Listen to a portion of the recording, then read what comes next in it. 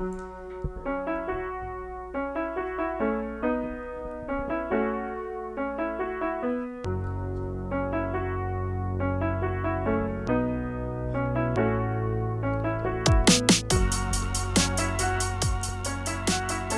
Estate for Real. I am Eric Pettigo, joined today by Ben Call. Ben, how are you, sir? I'm doing great. Thanks for having me here today. Yeah, man. Thanks for coming on. Absolutely. Yeah, thanks for coming on. We have fun conversations before we got going, and I'm trying to dry off a little bit. It's just so hot out. Well, apparently hot in here too, so we'll see if we can get it cooled down a little bit, hopefully. It's a little warm in here. I mean, I was scrambling around setting everything up before we started recording, so this always happens. So for the first 10, 15 minutes, I'm over here going, ugh, and then after that, I'm usually fine. All the heavy lifting. Yeah. Absolutely. Yeah. I'm a one-man show, one-man production crew. Understood. Yeah. So you, and this is okay, not super familiar with what I've been doing here. You know that I've been doing it, but you haven't really consumed much. Yes, so you didn't know what you were walking into. Non-consumer thus far, but I'm sure after today I will be a huge advocate, and I will watch all of the previous episodes up to this. Probably not including this one, but all of the ones previous. Nobody wants to watch their own. But I had a mutual friend of ours in last week, Evan Hart, who is a local appraiser. Great guy. One of my very good friends. Yes. So glad that you had him, and glad that went well. He made sure to tell me when I first met him, because I was early into real estate. I think I thought I was maybe not even in real estate yet, but I think I had just got started. He made sure to tell me right off the bat that you're one of his best friends, so I would not try to sell him anything. So, yes. But Evan's a great guy. I mean, I've known him a long time, so we both known him before he became an appraiser. So that was actually. I go back and listen if you haven't listened. A very informative episode to hear an appraiser's point of view.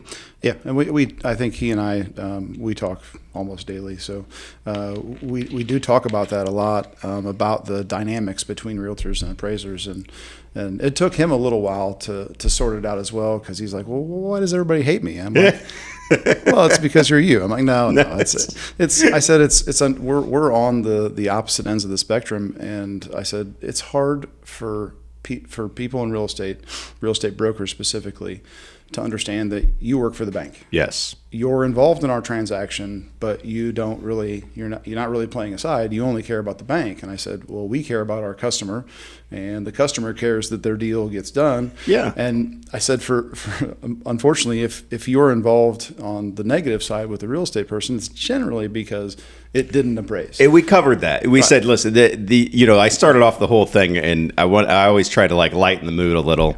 So I just said, Evan, why do you hate realtors? and that was it. And he's like, well, I don't. I know. Obviously, I know. But that's the thing. Anytime we have to talk to an appraiser, it's usually bad. Yeah. I said, all the ones that you've ever done that have gone off smooth, how many realtors have called you and said, hey, great job. Yeah. I have zero arguments with the way you did that. It's only when it comes back low. Yeah, and that's kind of what I explained to him when he first started, was that I said, it's going to appear to be an adversarial relationship. I said, it's not really, but I said, obviously, people are only going to call you to complain. I mean, they're never going to call you and tell you how great a job you did and thanks for hitting the number. No, that's just not what we do. We're all just doing our job, appraisers, realtors, the best that we can. Yes. But he said to me that he had spoken to you about him coming on the podcast, and that you said you weren't going to do it. So I texted you same day. I remember. Yeah. I recall. And look, here I am. Here you are. I'm 1 week later. It's pretty evident that I have zero integrity. Man, no, but I do appreciate you coming on. And so you do a lot of. You do everything. Right. I do. I'll give you a little bit of my own history. When I started, this is the only job I've ever had. So I started in real estate when I was 21. I didn't know what I didn't know. In some instances, that's still the case. But I started just in residential real estate. I worked with a gal who has passed away now, Bonnie Wabner, who had been a long time in Springfield real estate. A fantastic mentor to me. I learned a lot from her. Not sure I taught her anything, but you probably did. You just don't realize. Well, it. Yeah. At least not that we were able to share with each other. But that was a great experience for me. So for really the first 10 years that I was in real estate, I just did residential real estate. And then the residential customers were asking about commercial buildings, and I was like, well, I don't really know much about it, but I'm willing to learn. And I was fortunate, in being here with the real estate group the entire time since 1998, that I had a lot of really experienced, great brokers around me. And strangely, when you'd say like, hey, do you mind if I tag along with you to go check something out? Sam Nichols said, yeah, jump in the car, let's go. John B. Clark, same way. Jim Shea, Rick Hanselman, all of those guys, taught me a lot. And I was really just trying to glean as much as I could from them and just understand the business better. And obviously, Sam and George Stell were really the only two commercial people here back in the day. And, they were happy to lend information, which I was really surprised by, but it helped a lot. So this is the only, this isn't the only job I've ever had, but this is the only brokerage I've ever worked at. I've been here my whole career. And it's for coming into a business that is perceived as being so cutthroat. And it is. Sure, absolutely. I was blown away by how willing to help other agents, at this office are for somebody inexperienced and trying to learn. And even now that I've been doing this as long as I have, I'll still pick up the phone and call and ask for advice, and people are so willing to give it. And I wonder if that's a here thing or is that a real estate thing? Well, I want to believe that it's a real estate thing. I've really only ever been here. I had a little bit of experience. Bonnie was at RE/MAX before she came here. So in my little time that I was around that office, it was a little bit of a different culture, but similar. Nothing that would be like anybody would have said, oh, I would never consider helping you. But when you're brand new in the business and they're pretty sure that you don't know anything, they're going to steer clear of you because you might eat up a bunch of their time. And I understand that too. As it is here today, I think that the culture at the real estate group is that if you have it to bestow, it's like you said in the hallway to Mike Busher, you have all this knowledge. Right. I lose it every now and again. You might as well share it with people. No, and I do feel like, it's when you talk about the competitiveness of this business, yes, it's competitive, but you never know who you're competing against. No. And sometimes you may be competing against them and not even know it. That's true. So I think at the end of the day, you're going to have wins and losses in real estate, probably more than probably in almost any other career. But I think as we do it, at the end of the day, I want everybody that's here to be as good as they can be, which I think is going to put the best face on for the company as well. Rising tide, right? That's what I always think. Yeah, sure. It's the more agents that we have out there representing the real estate group who are doing a good job for clients and who know what they're doing. Right. It's better for all of us. For sure. And it's an interesting dynamic here as well because we don't have a lot of commercial people here. A lot of the people who fancy themselves as just residential brokers, they want to learn more. But most of the time, once they get into it, they're like, I think why don't you just do this? Which is great too. It's a great referral source. And obviously all we want to do is make those people look good for saying, hey, this person knows what they're doing. So that really, I think, is another piece of the puzzle. Just all of the referral business that happens from within the walls. And I think it's probably one of the most important things that happen is just the fact that we can all work well together.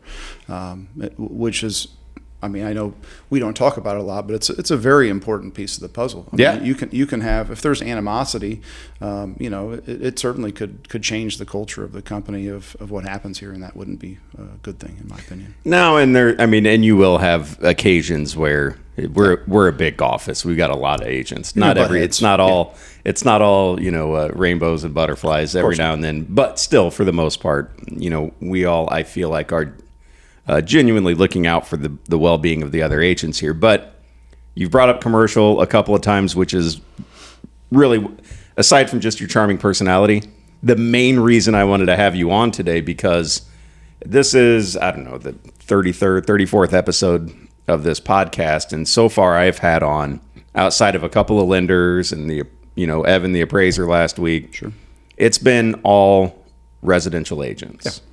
And that's what we've talked about. I'm not sure I'm the stereotypical or the right person to champion that cause, but since I'm here, I'll answer what I can. But there I mean, just to be honest about Springfield in general, about our market, Springfield and the surrounding communities, is there's not a lot of people that do commercial real estate. So there are, right? Bill Marriott and I partner together almost everything, share office space, and we talk a lot about can we find the next person coming up? We're not, I mean, I've been doing this for 27 years, Bill for about 20. I mean, at the end of the day, it's like, we want more people to get into the realm so that, there's somebody who's going to be the next in line that either that we can teach or who can start to work with us, or anybody else for that matter, and be the next in the wings. The Curtis Tillotts, the Sam Nichols, the Ed Mahoney's, that are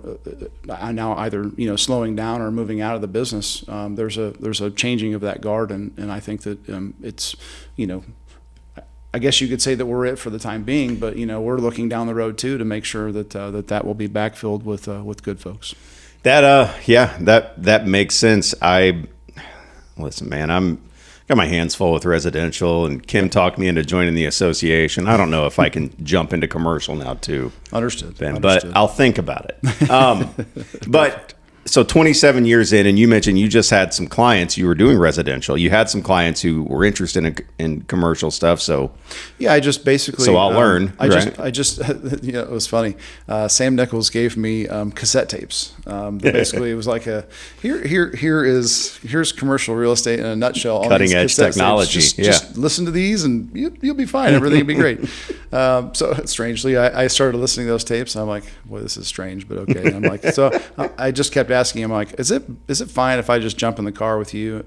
What was interesting for me as a very young realtor was I would get in the car with all of the with Jim Shea, with Rick Hanselman, obviously with Bonnie Wabner, John B. Clark, and just learning their styles, because there are a million ways to skin the cat in this business. Oh yeah. To where none of them are wrong. It's just learning them and understanding them, which is really all I wanted to do, was to find out, what's my style? And I didn't know. I was 21. I mean, right. I was an idiot. You find yourself, still am, most would say. you find yourself mimicking styles, right? Exactly, and that was kind of what it was. And for me, it was just like, all right, but it's I got to be me. I don't want there was Jerry Lemon. Great broker here. Yeah. God rest his soul.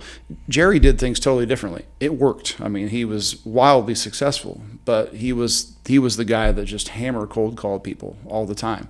And he made it work better than I thought that anybody could. But I'm like, I'm not positive that's me. That's not, yeah. It's not me either. And Rick Hanselman was the opposite. Rick was a relationship seller. He basically never met a stranger.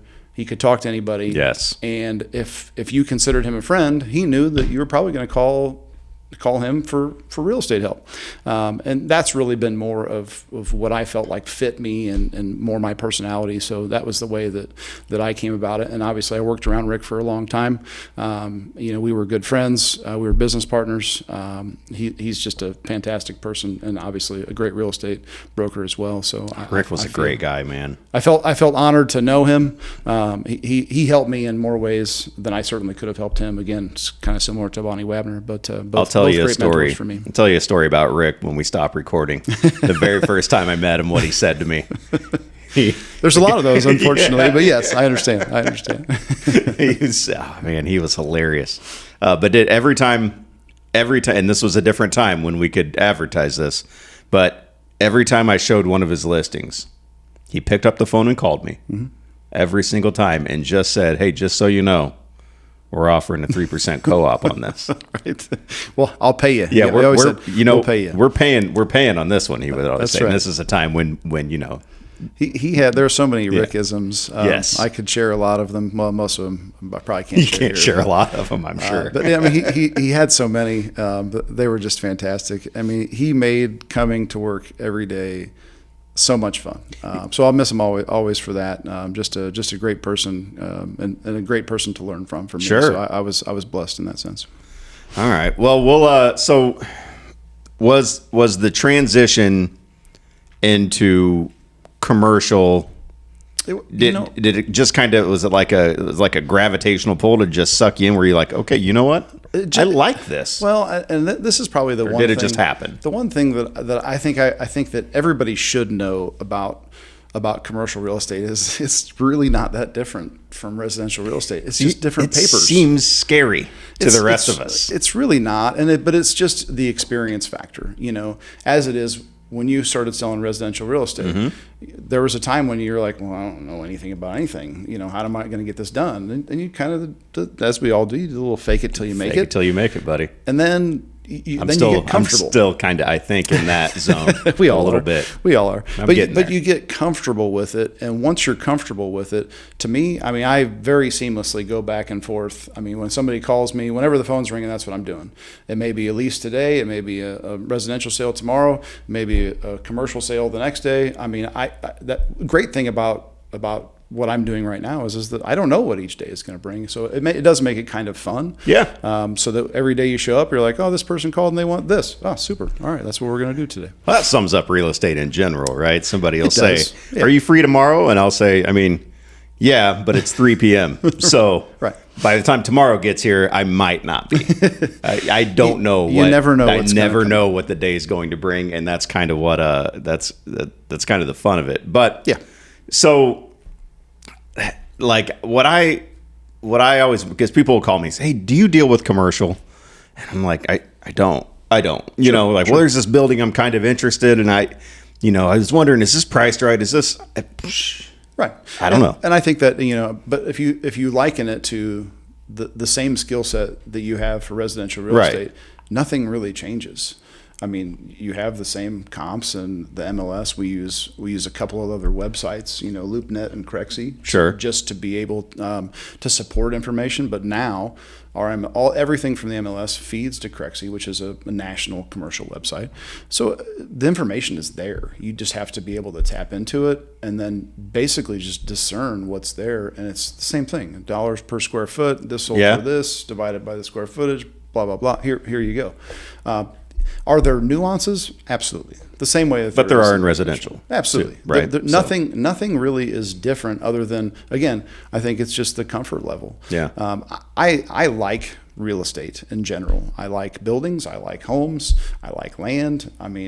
As we'll talk about in a little bit, I like development. Yes. All of those things are interesting. And honestly, for me, I feel like, the more I can learn about everything, the better I'm able to serve customers. The wider breadth of knowledge that I have, I feel like the better advisor I'm going to be to anybody who calls me and asks me to go to work for them.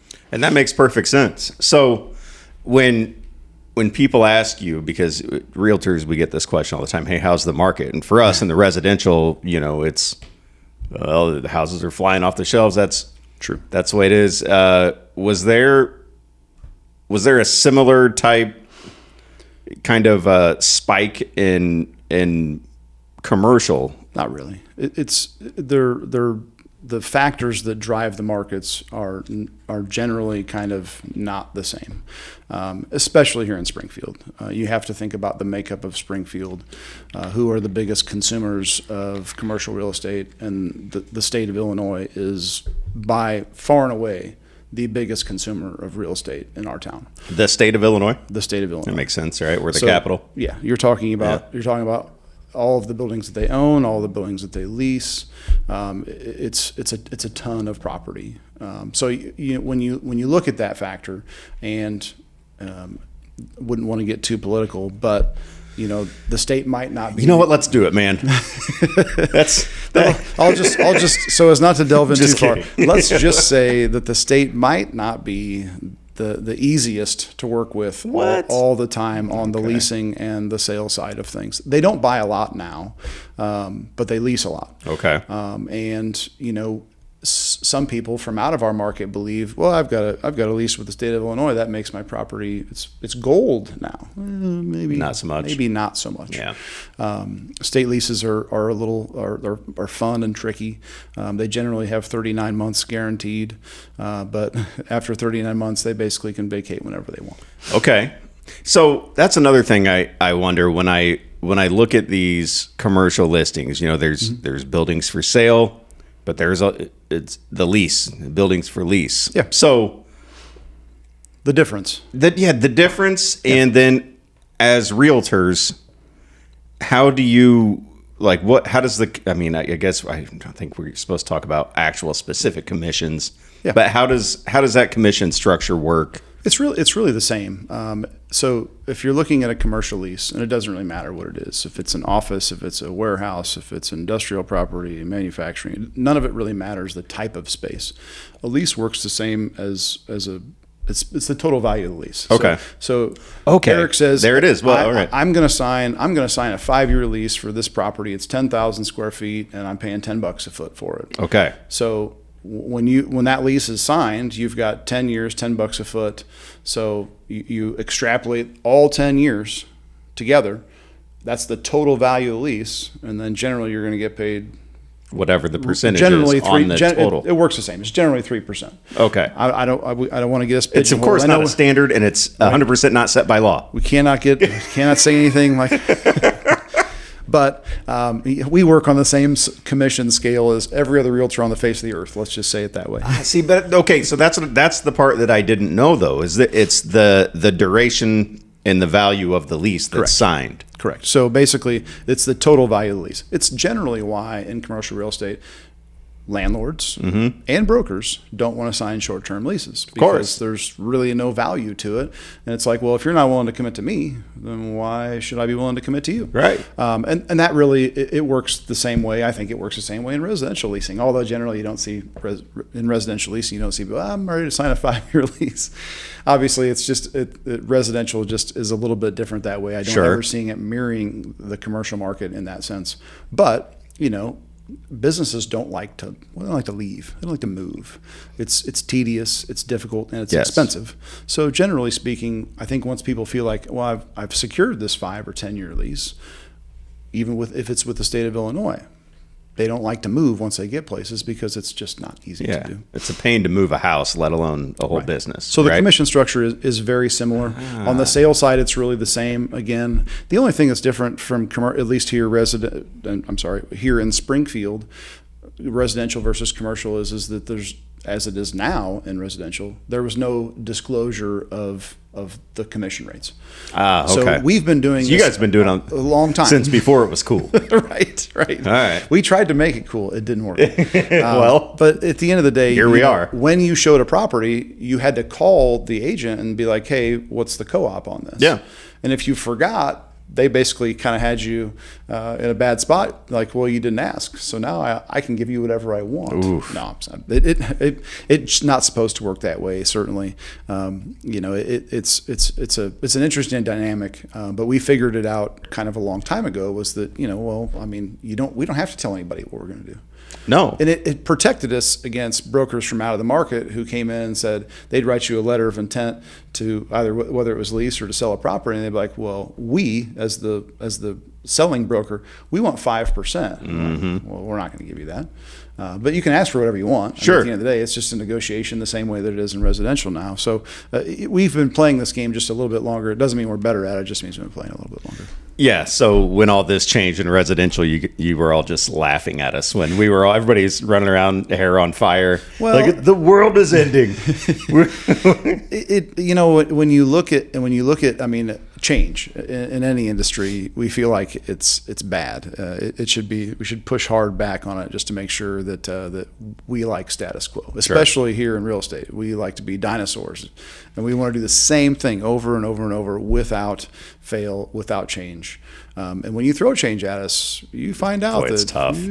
We don't like this at all. People push back hard. For sure. I don't mind, and I don't know if it's because later in life than most, I made a career change, which was scary. Yeah, for sure. A total change. Real estate is absolutely nothing like what I did before I got into real estate. Yep. I think you could say that it's hard to liken real estate to any other, even any other sales career. If you've been selling, copiers and printers, and you're like, well, I know how to sell. Well, it's good, but you don't know anything about real estate. No. Yeah. And you have to learn it. You do. It's just not, this isn't something that comes naturally to anybody. And that's why I felt like I was lucky to be dumb enough for this to be the only job that I ever had, because I was able to learn it very young. Yeah. And then, it pulled me in a lot of different directions, and I just never really said no to anything. Yeah. Well, that's what I'm good at. Yeah. So it just pulled me. It pulled me in a number of different things, number of different investments, which involve real estate, but aren't real estate specific. So that's kind of how I got pulled out of maybe my comfort zone into some other things that were fun. Well, great to get pulled out of your comfort zone, and that's what I was saying when the changes happen, within the business. I'm just like, okay, well, how do I adjust what I'm doing to go with them? As long as nobody is saying, hey, you can't do this anymore, right, then I'm not going to freak out. Right. And so when it was, okay, well, we're not going to disclose commissions anymore, and it's up to you to request. Great. Oh, that's awesome. I love that. Now you don't get to tell me what I make. Well, I think I get to put my own price out there. The one thing that I thought was different about the way that we had to approach this situation, as it pertains to residential real estate, is that you had to make decisions, and essentially sometimes your value is going to be predetermined for you, because to compete, I mean, how am I, if I'm higher than anybody else, why is anybody going to pay me? Yeah. And at some point you got to believe that, well, my value is what I create. Worth it. Yeah. And if I'm not doing that for my customers, then why should they pay me? Agreed. And that, I think that put new people in this business at a significant disadvantage against people who'd been at it for a long time, because there's just that feeling, that emotion of confidence that says, I can do this with or without you, or however you want to look at it. I think that was the overwhelming thought, was that, well, you are putting people young in this business at a significant disadvantage. How are they going to compete against people that are doing this for 10, 20, 30, 40, 50 years? When you can walk in with the confidence of, I know what I'm doing. I've been doing this. I have a history of success. Right. So I've got the formula that can get you what you want, and this is my price, versus somebody, when you. Well, and people that have been in this for a long time are also, sorry, I can't say that. Yeah. If the cards are down, you also can basically, if your value is great enough, you can get your buyer to pay you. Yes. Be like, now it is hard. I think, if you're selling $1 million property and you're like, I need you to stroke me a check for $30,000. It's a different situation. Obviously, I think we all understand that. But again, I think that, you have customers that have bought 10, 15 homes from you. They're like, you're my person. They know. Yeah. So, what does it take? And, sometimes it gets to that. And that is probably the most uncomfortable part, I think, of our world, is that you have to go and ask your longtime clients, is that, well, now you actually have to pay me yourself, because you have to agree to if they won't. Right. And exactly. And most will. Yeah. And most say, yeah. I think that at the end of the day, not much has really changed other than how you have to address it in terms of forms. The conversations have changed a little bit, and kind of which I think was the goal, kind of the openness of it, the full disclosures of everything. Hey, this is what I'm making when you buy a house, which they never knew before. I think that they would if they looked at their closing statement. They don't. Yeah. but generally, they scroll down to the bottom. How much do I need to bring? Okay, exactly. That much. And exactly. I've been asked so many times, before all this happened, I got asked so many times, so when do we pay you? Right. You don't. It's great. Yeah. Like, you pay the seller, then the seller pays me with your money. Well, and a lot of times we didn't want to disclose that either. It's like, no, they're just paying me. Don't worry about that. Yeah. You're the one writing the big check. Yes. They're the ones who are paying me, and that's all that you need to know. And that's still something that people have a hard time wrapping their heads around. I had a conversation with I've got a client, a younger guy, a great guy, and I was having a conversation with his dad, who I also get along with really well, who was really having a tough time understanding. He's like, well, if I ever list my house, I'm not paying a buyer's agent. So I'm glad these people decided to pay you, because I wouldn't do that. Well, and that's probably the hardest thing, or the biggest thing now, I think, that you have to explain to folks. And people are still doing it both ways. There are still people that are going out and signing a listing agreement for 6%. Yeah. Some of them have taken or whatever. I'm sorry, whatever number that is. Butcher's going to call you, not me. That's right. I can take it. I can take the heat, I hope. But when you sign that commission agreement that essentially is still going to pay both sides, it's fine to do. You basically have predetermined what's going to happen, rather than letting the market determine what the value of that buyer's agent is. When I sign a listing agreement, I'm generally just going to do it for myself. And let's just see where the chips fall, and I'll have to explain to those folks, this is what's customary in our market. This is what's probably going to happen. I'm not a soothsayer, but I'm pretty close. Yeah, right. I've been through this a few times. Yeah, I tell people too, hey, this is what we're going to agree to do. Right. It doesn't mean that's what they're going to ask for. Right. They might ask for less. They might ask for more. Right? So this is what we're going to agree to do. I think all of it really just comes down to how, as a broker, how do you educate and prepare your customers for what's coming? And I think that's really all that we've ever really been able to do. Absolutely. And if you take it all very seriously, then you want them to be as prepared as they can be, and that should do it. I mean, we're in the educating people business, man. Sure. That's what I think. So I just try to arm people with as much knowledge as possible. Absolutely. And let them, make an informed decision. Absolutely. So that's my whole goal. Buyers or sellers, this is your decision. This is not mine.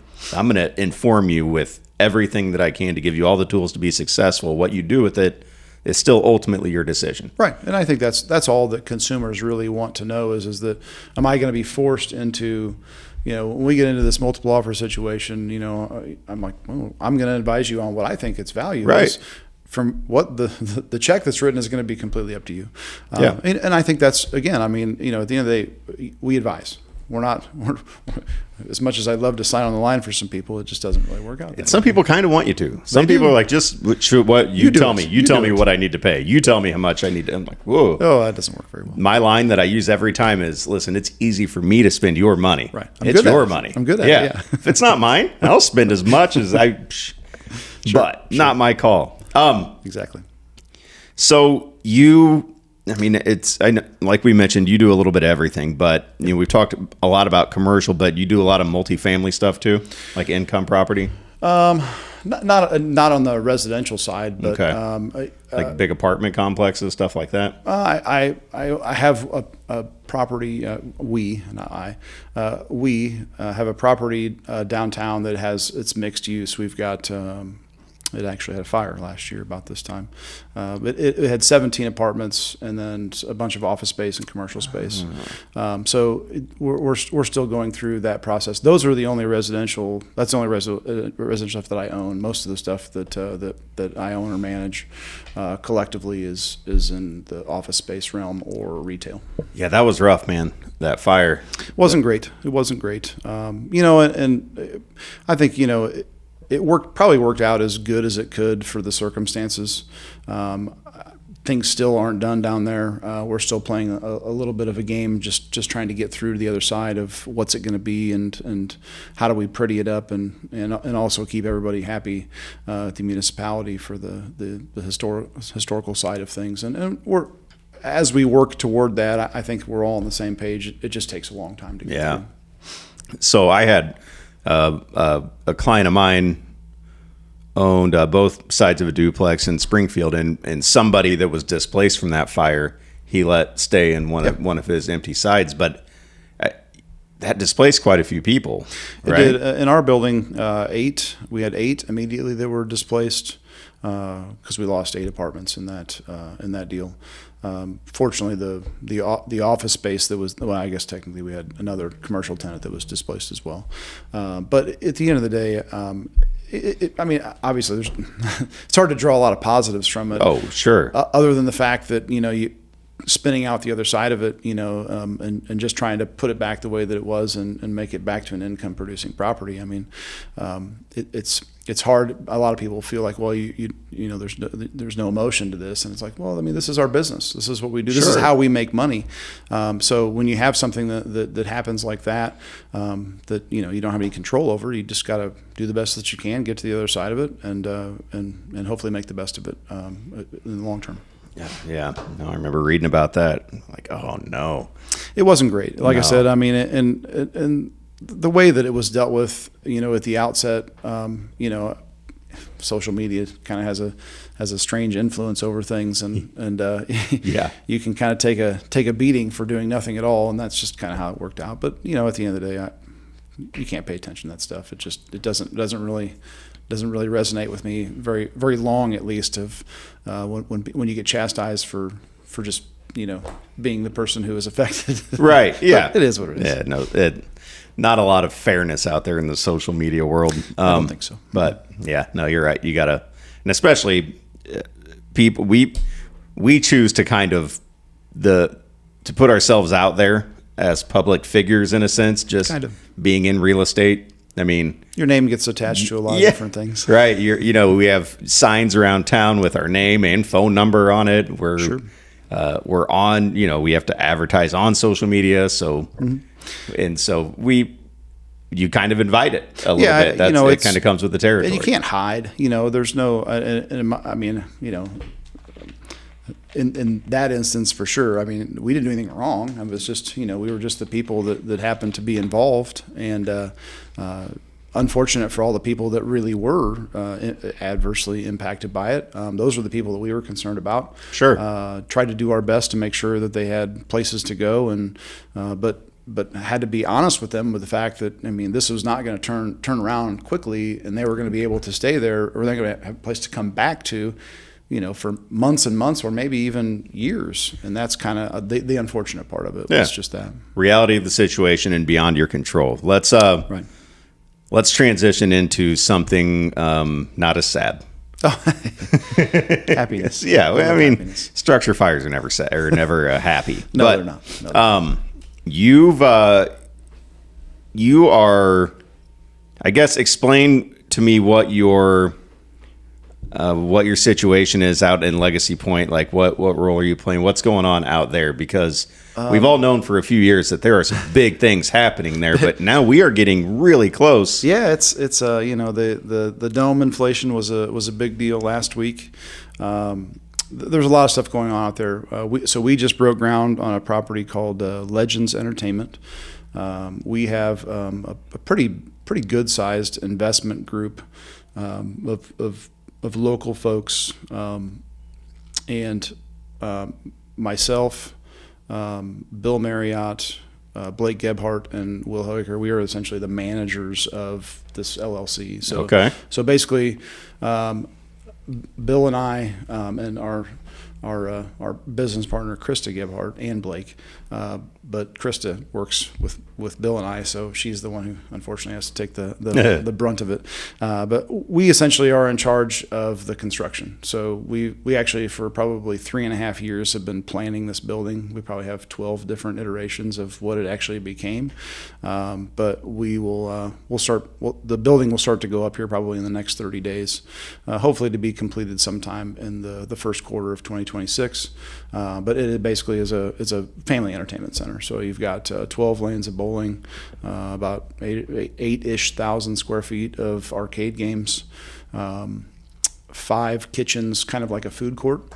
Yeah. 5 local kitchens in a food court, and then kind of a big bar, and then a bar that just serves a bowling alley. The bowling alley bar. Right, and then we've got a big kind of a enclosed patio area outside that with garage doors that will open so that you're inside out. That's awesome, man. So I read an article this morning that pretty much said what you just said, like, and the arcade aspect, and that just the whole it's just like a big entertainment complex, right? Yeah. And it's going along with what they're doing with the Shield Sports Complex too, right? So it's all. So our location is right in between. We're right next to the Fairfield Inn that's being built right now, and the other Marriott hotel that's on the front. Escaping me, but the one that was built first. Okay. The Fairfield was second, and then actually Spring Hill. Spring Hill, yes. Is it? Yeah. That's correct. Good job. Boom. And then Real estate. There's a third. It's called, I think it's the Legacy. Okay. The Legacy Hotel or Legacy Pointe Hotel will be the third. It's not even under construction yet, so maybe we shouldn't talk about it too much. I hate to break too much news. I'm not editing this out. Ben, I told you, no editing. But yeah, so there'll be 3 hotels out there. I don't think that's a secret of any kind. No. And so we're right in between all 3 of those hotels. So basically, all of the people that come to town that are going to be staying out there for kids to play ball at the park. Sure. I mean, literally be within walking distance of our facility. So I think we're pretty excited about that. If they're right about the number, if it's 20,000 new faces every weekend, it should be, we hope it's a resounding success. But I think the mix of what we have out there from an attraction standpoint with bowling, the arcades, and food and beverage, we feel like there's obviously going to be plenty of competition out there. Sure.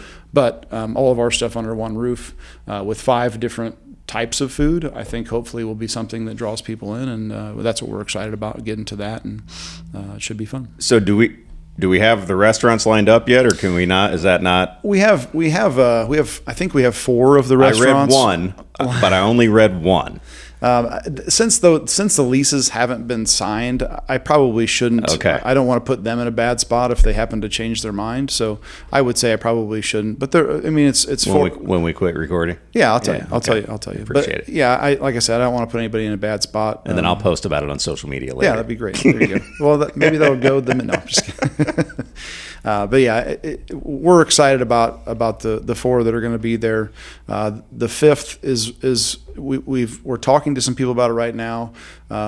We'd love it to be like desserts, Yeah. ice cream, cookies. I would love that too. Yeah, who wouldn't? Yeah, tell them I would specifically appreciate the dessert. That Eric has made his feelings known. So yeah, we're excited about that. I think we'll get all that stuff wrapped up here hopefully in the next 30 days. Really before the building starts to go up, but.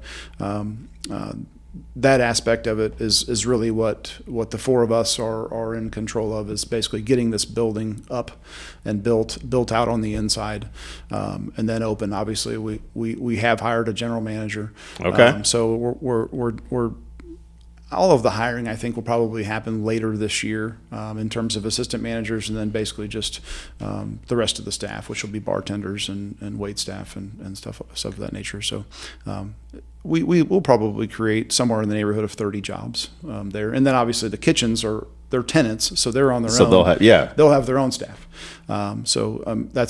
We like that part of it. My involvement in the restaurant business in the past says that it's difficult. So why not let somebody else do it? Yeah, that's what I've heard. So that's kind of the overall plan. So we're excited about it. The building's about 45,000 square feet. So it's pretty big. It's bigger than anything that I've built before. So it's really kind of testing some 45,000 square feet. I'm trying to wrap my brain around. I was in a building that was like 7,000 square feet the other day. It was huge. So 45,000. What's the price? This building is 10,000 square feet. Okay. So you'd say it's about 4.5 times of our office building here. The building that we're in. I mean, the other building is like 8,000. So I guess you put both of these buildings together. It's like 2.5 of ish of yeah. Yikes. Okay, that's awesome. So the bar part, you guys are. We will run the bar. You will run the bar. We'll run the bar. We'll run the soda too. So basically, there'll be soda kiosks that you'll go to. Yeah. But all of those kitchens will sell the cups. So basically, you'll give them the money, but we'll manage the soda just because we're using the soda too at the bar. So we figure it's just easier for us to take care of it. That makes sense. And then there's obviously a local brewery right there. Are you guys going to have some local brewery beers on tap? Because we've got a lot of great ones around here. And we really we pride ourselves. All of the people that are involved in this are local folks. Good. All of the businesses that we have coming in as kitchens are local. So absolutely, we want to use as much local stuff as we can. Obviously, you got to have other stuff as well. I think we'll have 28 taps behind the bar.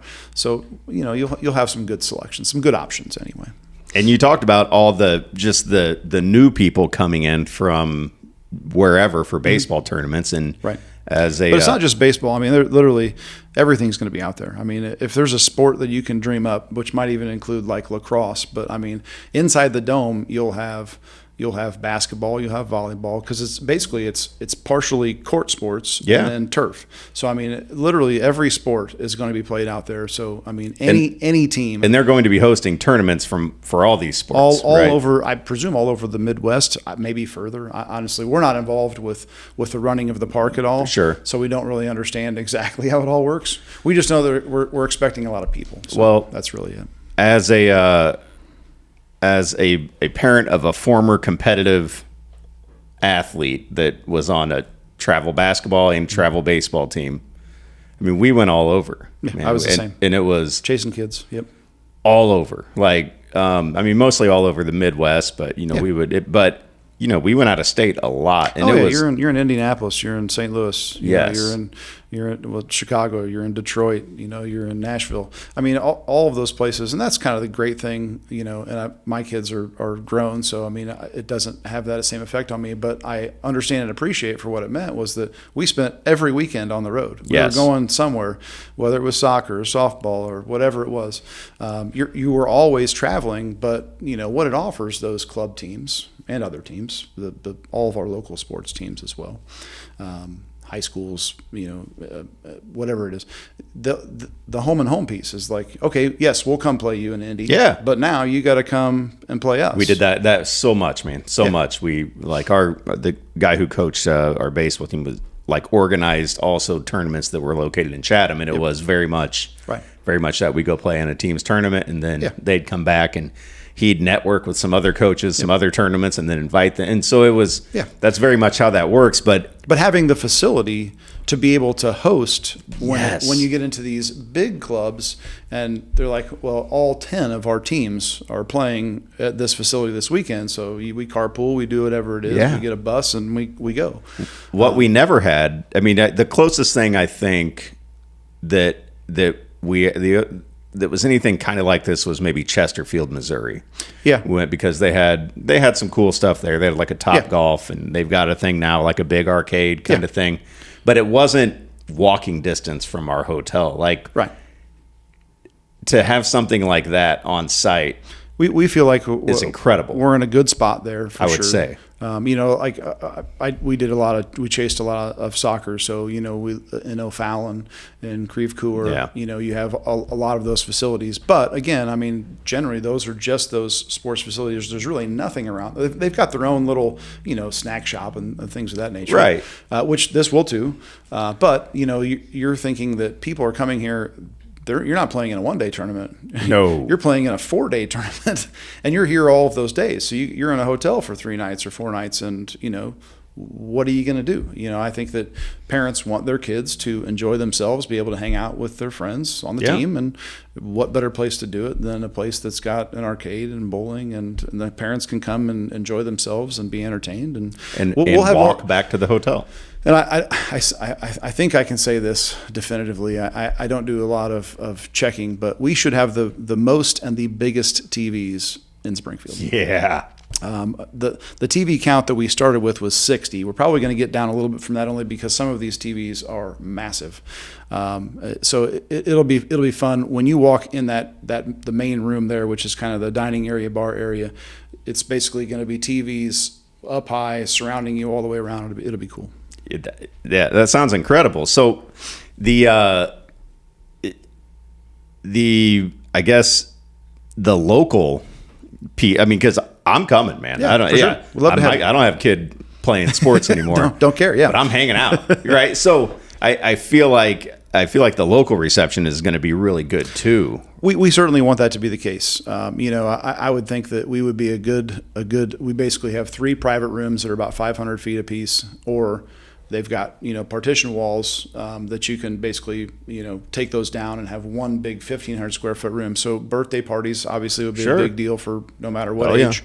And we'll have packages that we'll be able to for whatever you want to do. If it's for a work deal or if it's for a group of friends, whatever it is, we will have packages of you can bowl, you can do the arcade, you can just do food and beverage, booze, whatever it is that you want. That's what we're looking to accommodate. And you've got that's the person you hired as the general manager is going to be in charge of like coordinating all that stuff. Yeah, I mean, he certainly is going to oversee the entire operation. We'll probably have assistant managers, or at least one specific assistant manager that, at least the way we see it setting up, is that they would basically just manage the scheduling of these parties, Sure. the coordination with the kitchens, because you may not want all 5 kitchens. You might just want one, or you might want parts of each. So they can all kind of put a package together that says, well, this is what you can get for this many people. And then obviously, you've got soda and you've got alcohol if you want it, Yeah. I mean, probably unless we get the dessert piece, we'll probably have to let people bring in their own birthday cakes and things of that nature. But other than that, we really don't want people bringing in their own food, obviously. Let's get that dessert piece. I'll drive that point home again. Dessert. We want to do it too. Yeah. So for sure. So do you guys, I mean, do you already have the people in place that you need? Are you still looking to fill some spots? No, they're definitely. We have not done any hiring outside of that general manager. So I would say we're looking to hire 25 or more people. Probably this fall. Okay. Not knowing exactly when this construction project's going to be done, it makes it tricky. Yeah, right. And I mean, we should be ready. Probably, I would think by the end of January, middle of February. But obviously, with that being kind of a downtime around here with the weather, the dome will still be active. Right. The dome is booked all the way through 26. Really? So there will be people out there. We just don't know exactly how many. But obviously, the big time for the park will be in the summer. Yeah. So, but it's good because this is our first foray into this type of business. So I think we need to be prepared. So the idea is we want to get everybody trained correctly. It's a brand new facility, obviously, too. So we got to make sure everybody knows where everything is and how to utilize it. So yeah, we'll have to stay even once the building's done. That training process is going to take a little bit of time before we're going to be able to open to the public. That makes sense. So how did this, I mean, we jumped right in and said, hey, you're a part of this, but yeah. How did this come to be? How did this find you? Did somebody in your group find this? Like, I would say this is Bill Marriott's baby. So, okay. Bill has a long-standing relationship with Steve Luker, who is a developer out there. So we had been talking about this for a while, not knowing exactly what exactly we wanted to do. We actually talked about doing a couple of different things. We were going to do like a 2-story, rooftop bar that was going to overlook the park, and we've scrapped that for now just because we're pretty deep into this right now. Yeah, even from a monetary perspective. So I think that's on hold for now. This and we literally the different iterations that we ran through here. This was going to be a kitchen that we ran. And if you could think about the size of a kitchen that would need to serve, the dining area here is 14,000 square feet. Right. So, I mean, it's just massive. There's no way. I think our capacity for the building, it's well over 1,000 people. So, I mean, when you think about how many mouths you could potentially feed and how many people it would take to put on that type of restaurant, it was scary to us, which is why we devolved back into maybe this food court is a good way to go. And we like it because it is a way, I think, you'll see signage on the outside of the building that'll tell you about these 5 kitchens. So, I mean, you'll know that, and people from out of town won't be like, I'm not familiar with that restaurant. But, I mean, I think that, that there's 5 different options inside under the roof. And I think that will hopefully be something that local people obviously will be more familiar. We'll know, right. They'll know what it is. But it'll be us having to prove ourselves and those restaurants having to prove themselves to those folks. And they're like, hopefully this is not the kind of park where you just come once and you never come back. I doubt that will be the case. Yeah. Is there going to be wings? Yes. Okay. Yes. All right. Cool. Me and my family are in that. You don't even need to expand, but you can. You basically should. There shouldn't be a whole lot that we don't cover. Seems like at the end of the day, we don't want the kitchens to kind of overlap, just so that they're not competing against each other. So what they do, our expectation is that this is what they do, and hopefully they do it well. That's what we want to be able to bring people and put people in the seats. That's really the whole idea is that they will come for the food, they will stay for the entertainment, and that hopefully works out well. So you mentioned the huge TVs everywhere. So are you guys going to be? Have you talked about like Sundays during football? Is it all the games everywhere. And 100%. Yes. Yeah. We don't know what it's going to cost us to put those games on yet because, those deals are based on capacity, and it will very likely be expensive, but I think it's the right decision to make. So we really want to be a destination. If you remember way back in the day, Damon's was like I love Damon's. the place that you went in town when you was like, there's a game on, whether it's a baseball game, NFL or whatever. Yeah. Damon's was a great place. Now, when you think back at it, boy, that was pretty antiquated what they put out. It really was. But the ribs were good. And the food was good. Yes. I think that's what made people come back and want to watch the games is that they put out a good product. That's kind of what the mentality that we're approaching it is that you're going to be able to watch any game. I mean, we will literally subscribe or stream whatever it takes to make sure that we have everything on. The cool thing is that for the people that come from out of town or you with your local sports team is that the park is going to broadcast all of the games. So we will broadcast the games that are on at the sports park. Whoa, the kids really? Games. So I think that aspect. So you don't even have to go support your kid in person. Yeah, come in, have a cocktail, watch your kid on TV. Is it hot out there? Oh, I'm sorry. Why don't you stay here? But yeah, that's kind of the principle cool, that they're though. approaching it with is that. And you know who's going to be watching those primarily, right? Is the other teams to see who they're playing next. Well, and that kind of stuff. One is to scout who's good on those teams, but two is when do I have to play? Yeah. How long do I get to stay here? So yeah, I think that and I think that in and of itself is going to be a big That's draw. a really neat idea. Yeah. So we're happy that they're doing that. So basically they're going to stream all the games. So we're going to stream on big screens all of those games so that they can kind of see that. And are we going to stream them all? I'm not sure. That'd be tough. I mean, it seems like there's going to be a lot of games going on at once. You look at I think that there's 9 outdoor fields. Then obviously all of the things that can happen inside of that dome. It's a lot. So to say that we're going to do them all, I'm not positive that's realistic. But I mean, whatever they give us, we'll certainly You'll put on there. Yeah, that makes sense. Yeah. And so from the arcade standpoint and just the games in general, from what I read, it said arcades and adult gaming. So is that like? Yeah, adult gaming is when you have a liquor license. You using a gaming vendor. You'll have six essentially slot machines. Slot machines. So you're going to have some slot machines there too. Those will be in the bar, not in the arcade. Of course. The arcade's going to be kind of by itself in its own little area. Okay. That's contained, and the adult gaming will be in a glassed-in area inside the bar. Right. Okay. All right. And then, but I mean, obviously, we expect. I mean, we've been doing. Bill and I specifically have been doing arcade research for the past year and a half. We've been going to all of the big shows around the country, trying to learn, and obviously, on our side of things is, return on investment is a big deal. You don't just buy a game not having any idea, do people use it? What do they pay for it?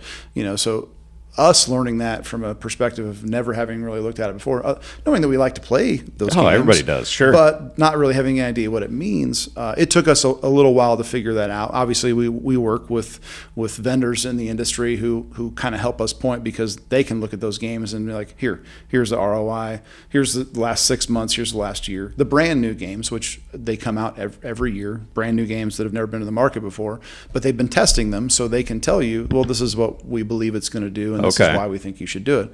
But they're expensive. I mean, it's a 7-figure number to put these arcade games in there. Oh yeah. No, absolutely. I mean, I've been to enough Dave and Buster's in my life to know that ain't cheap. There's no way it can be. But I mean, and that's probably the other piece of this that we have to familiarize ourselves with is that you can go to another local family entertainment center. Sure. If you go there and a third of your games don't work and no one's there working on them to make them work, it doesn't really make your business look very good. So we're very in tune with that. So we will make sure that the games are on as much as possible, because if they're not on, they're also not making you any money. So that's certainly a focus of ours, is to make sure that we staff them correctly and have service people in there to get them squared away. So, I mean, anytime you have this large of a building with this many people inside, I mean, is there is there like a security plan? You guys have some security guards there? Lots of cameras, obviously. Sure. You got to keep a watchful eye. I mean, kids obviously are, your very likely customer. Yes. So security is a big piece of the puzzle. So yeah, basically the entire building will have cameras throughout. Surveillance everywhere, sure. Just to make sure, inside and outside the building, obviously, right. Because we have a big outdoor patio area that's about 4,800 square feet, and this big indoor patio area as well. So we got like a turf area outside with bags and the life-size Jenga and all bocce ball, all that fun stuff. We don't have a bocce ball plan yet. I'm still coming, but it's hard on turf. Okay. It's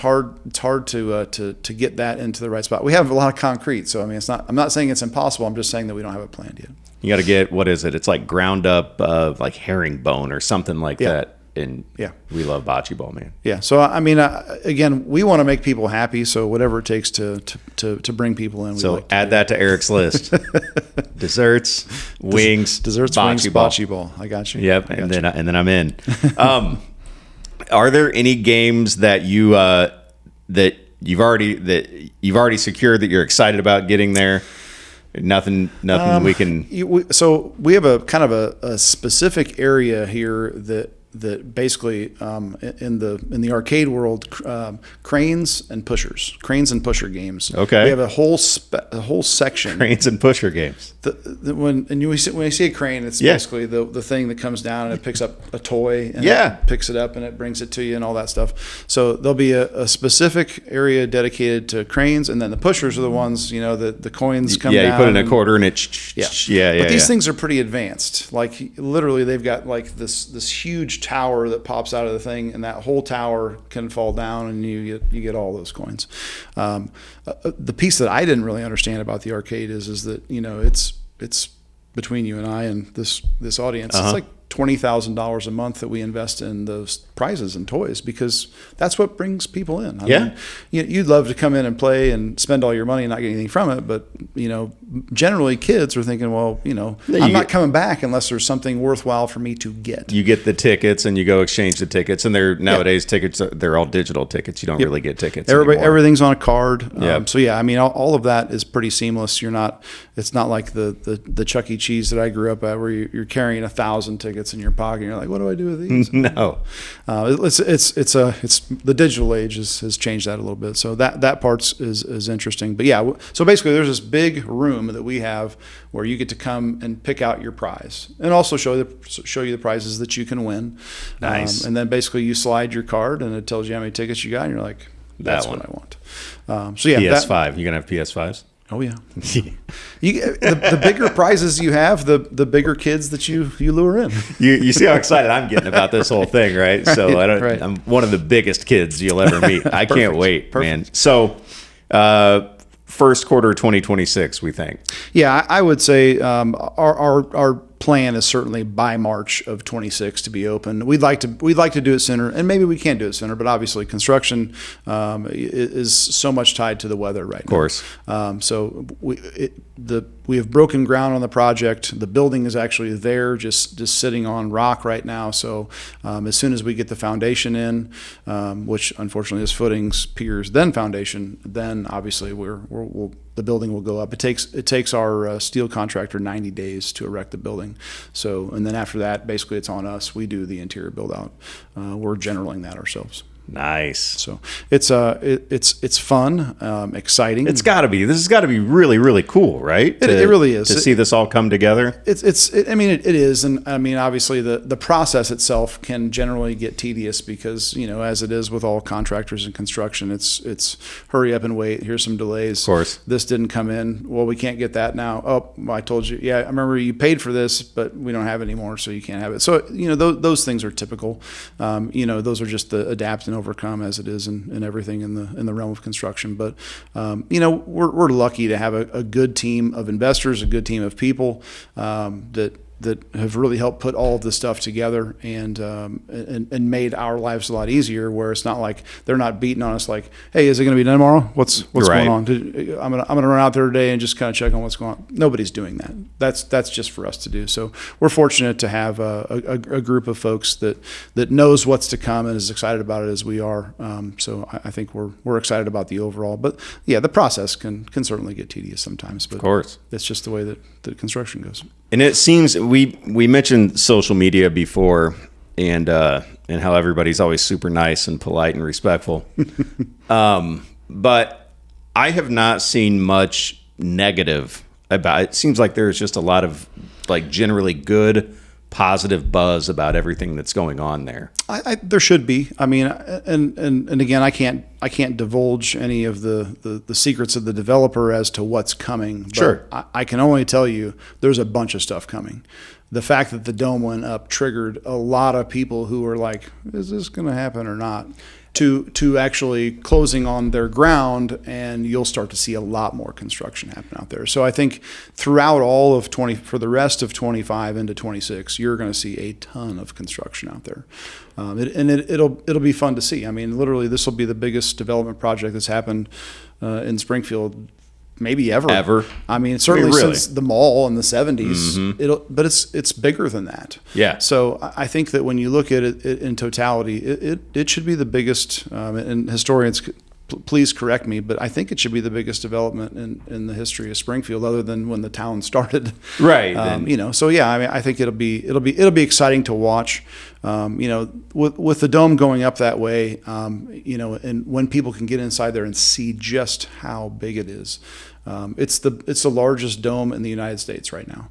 Now somebody will probably build one tomorrow that'll Of course. be bigger, but they'll be like we'll have Springfield, Illinois. No. We'll have our 10 days of fame. So Yeah. right now we're the biggest dome in the country. So that's fun. And again, I mean the draw of the people that are running the park. This is not their only deal. They know how to do this stuff. They know how to sell advertising inside the parks. They know how to bring teams from all over the Midwest to these deals because they have others. So that part is not something like us that we got to figure it out. They know what they're doing. So yeah. That part I think should be very secure in the fact that people are going to show up. And I mean, there's a little bit of a if you build it, they will come aspect of it too. Always. Like this is Always, yeah. That this will amongst in the Midwest for sure, because people love their travel sports. Mm-hmm. And news of this, I'm sure, has already traveled. Sure. And there's another one very similar going on in Edwardsville right now. If you drive down 55, you can see it. They've got a top golf like thing, but it's owned by the city. So the municipality owns this deal. It's a little bit smaller in scope, but you would imagine it would be because the city has to manage it and control it. But I mean, when you see those things going on, obviously Edwardsville is it's an hour away. So I mean, it's not like it's direct competition, but I mean those are parks that you're going to go on. Basically this is a big. I mean, Springfield is lucky and neat in the fact that we are where all the roads converge in the middle of Illinois. Yes. So that from a travel standpoint makes us really easy to get to. Yeah. Your people from Chicago, your people from St. Louis, your people from Indy. I mean, all of those people converge here pretty simply. You're all within 3.5 hours essentially. So we're hopeful that all of that pans out the way that we. I think that it will, because it seems like you guys are putting the necessary amount of just care and attention on doing this right. And I think you're going to have obviously the teams and families of all the travel sports that happen, but you're also going to have a lot of local support of people wanting to come there and see it. And I believe it's going to be, and like you mentioned, where Springfield is located, it's all roads kind of lead. Yeah, is for sure. People are just going to come from an hour or so out. Yeah. Just to come see it, come spend a day there. Well, when you look at what we have here, there's really nothing like the legends that we're creating. Certainly not within 30 or 40 minutes of here. So I mean, we should be pulling from at least that far away. I can't tell you how many times my family and I have driven down to St. Louis just to go to Dave & Buster's, and that's it. That's just to go there for the day. Yep. And so, and I mean, essentially, that's I mean, our concept is kind of, very Dave and Buster's like. So, I mean, if you've been Similar to a Dave and Buster's, it's right. it's going to be similar to that. You know, you'd be like, oh, okay, well, I see where it all comes from. Yeah. So anyhow, man, I'm excited. I'm excited for you. I think this is really cool. We're excited about it too. It's a great opportunity for us. We're going to do our best not to screw it up. Well, yeah. If you need any ideas, you just let me know. Perfect. I will. You're a game tester, like that. That job's still out there, so we'll bring. I asked if you were hiring, because absolutely, for a reason. I'll be happy to test any of the games or anything else going on there. So sorry, we got off the show topic. Real estate for real. This was the intent. That's real estate. It is. I mean, it's easy for Bill and I and Will and the Gebhardts. You know, this real estate management project is just a piece of the puzzle to get us to the eventual of running this facility. Now, I don't think I want to be there like all day, every day, to manage it, which is why you hire good people, and hopefully they put all the pieces of the puzzle together for you. But this part of it is fun. This is the part that we understand best is putting the building up and outfitting it and making sure the design of it took a long time. So watching it all come together now, this kind of feels like we're nearing the end. We've been in the middle for a long time, but that part's fun too.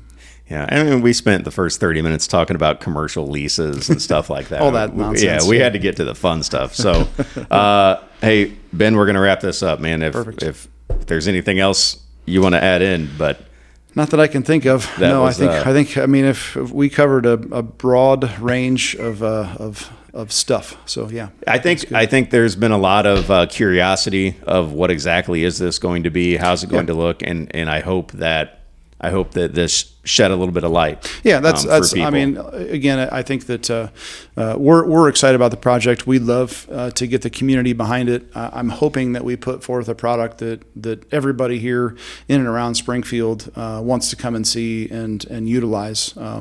Obviously, that'd be great for us. But we want it to be good for the community too, because there's those are the people that are going to be here every day to have the ability to enjoy it. The park is a kind of a beast all its own, bringing in all these new faces, but that just kind of really makes it more complicated at the end of the day.